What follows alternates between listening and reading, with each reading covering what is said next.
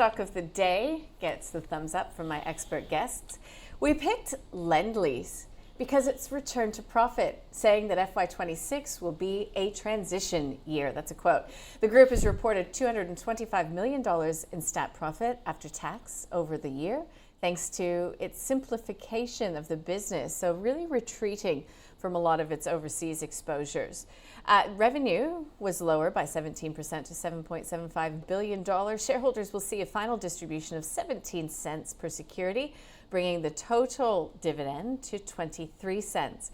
So on that, Lendlease says FY26 will be a period of transition for the group before earnings will rebound over FY27. It says that it has multiple construction projects lined up with completions due in FY27 and FY28. So Lendlease, one of the best performers today on the 200, up by 5% to $5.87.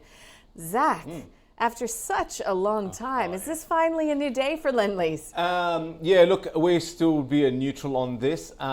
We actually exited this stock about 6-7 years ago, and so we picked it right. It was part of our core strategy. Look, by the sheer definition of a transition year, you'd suspect there is execution risk to it. But capital management been announced, a bunch of positive signs around, turnaround in net profit.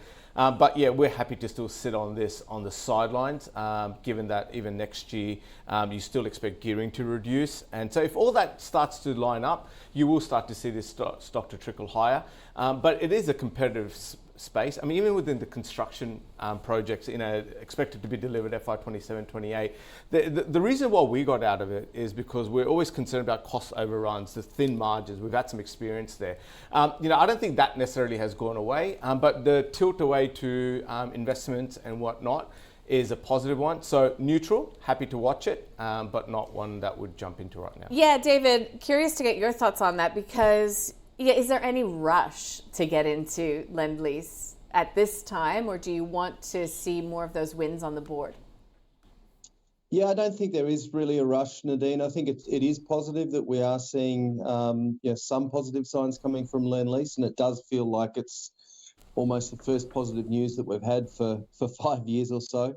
And it does show that management are executing on that strategy that they put in place 12 or 18 months ago to reshape the business. They've sold off a lot of their developments and their non-core businesses and focusing very much on the property development side. So, yeah, it is a positive in the short term, but I don't think it's a positive enough to want me to jump into the stock. Probably a little bit of a positive surprise on the dividend. It takes the dividend yield up to about 3.85%. But as you also mentioned, management said that next year is a transition year, so we wouldn't expect that the profit will be as high as they've just announced, nor the dividend as high as they've just announced. So, yeah, we're pretty much similar view to Zach. We've got a hold recommendation on the stock.